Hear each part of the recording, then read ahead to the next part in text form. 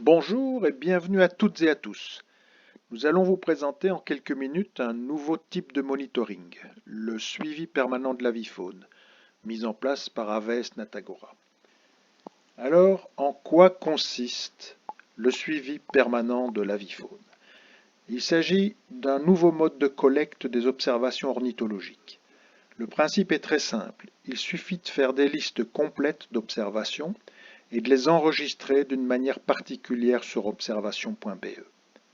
Ces listes comprennent des informations précieuses pour les analyses, comme l'heure de début des observations et l'heure de fin. Elles permettent aussi de connaître indirectement les espèces absentes. Les listes complètes se font toute l'année, en tout lieu. Aucune régularité n'est exigée et on peut varier de lieu comme on le désire. Néanmoins, les listes régulières sont un plus pour les analyses, mais pas une condition. Pourquoi lancer le suivi permanent? Que va-t-il nous apporter de plus que les recherches structurées ou la compilation des observations courantes?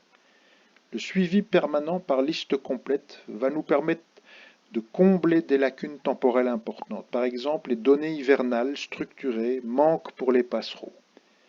Prenons un autre cas, celui de l'hirondelle rustique.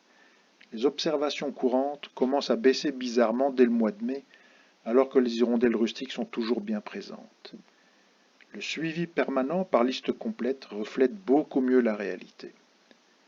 Le suivi permanent permet aussi d'éviter certains biais phénologiques, comme les dates de retour. Pour l'hirondelle de rivage, par exemple, les listes complètes corrigent un biais de 15 jours par rapport à la date moyenne des observations courantes.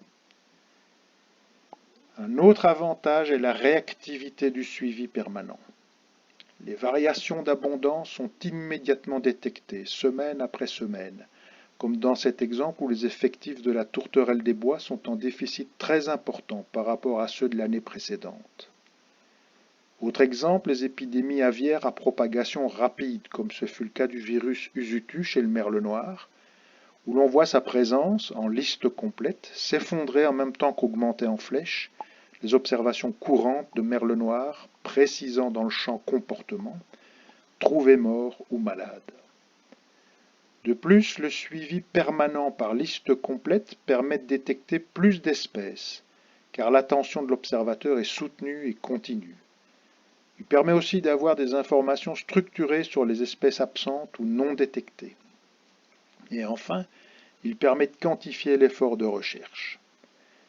Mais soyons clairs, le suivi permanent ne remplace pas toutes les recherches structurées coordonnées par Aves Natagora, comme les suivis des oiseaux communs nicheurs par point d'écoute, les dénombrements hivernaux et printaniers des oiseaux d'eau, les enquêtes spécifiques qui couvrent la Wallonie ou une sous-région particulière, et les opérations récurrentes des atlas des oiseaux nicheurs wallons et leur mise à jour pour l'atlas européen.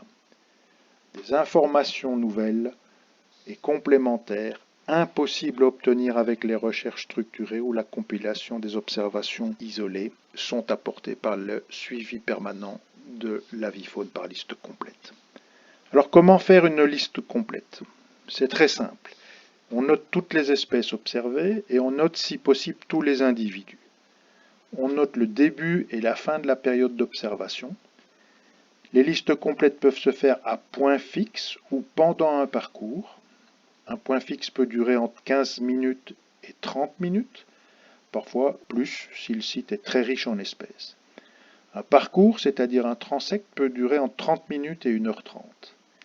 On peut changer de point de comptage ou de parcours quand on veut. Aucune contrainte de rythme ni de lieu.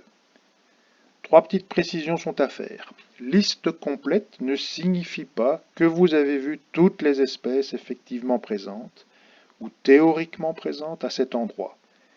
Il est en effet peu probable que vous puissiez voir toutes les espèces de l'endroit en une seule excursion. Vous savez par exemple qu'il y a normalement un couple de piquets-pêchettes ou de faucons bros à cet endroit. Vous ne les avez pas vus, ils sont très discrets, eh bien vous ne notez rien. Néanmoins, les listes complètes devraient refléter un effort raisonnable en vue de détecter la majorité des espèces susceptibles d'être présentes. Petite précision tout de même, une liste complète implique une attention continue et permanente, un effort constant d'observation. Si on fait une pause, la liste doit s'arrêter. Il existe 3 façons de remplir une liste complète d'observations. Directement sur le portail observation.be, à la maison, ici, sur cette icône, il y a d'autres possibilités, ou sur le terrain en réalisant un point de comptage fixe avec un smartphone ou une tablette et l'application OpsMap, ici. Ou toujours sur le terrain et encore avec son smartphone ou sa tablette, mais cette fois-ci pour réaliser un parcours, c'est-à-dire un transect. Et de même, les mêmes fonctionnalités avec l'application iOps pour les iPhones et iTab. Bon, nous nous arrêtons ici. Vous en savez assez sur le suivi permanent de la vie faune dans les grandes lignes. 3 autres capsules vidéo vous montreront de façon concrète la marche à suivre pour l'encodage.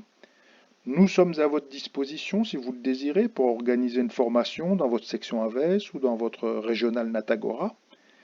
Pour conclure, nous espérons que vous avez été intéressés. Nous vous souhaitons de belles observations d'oiseaux et surtout, bien entendu, beaucoup de plaisir tout en étant utile.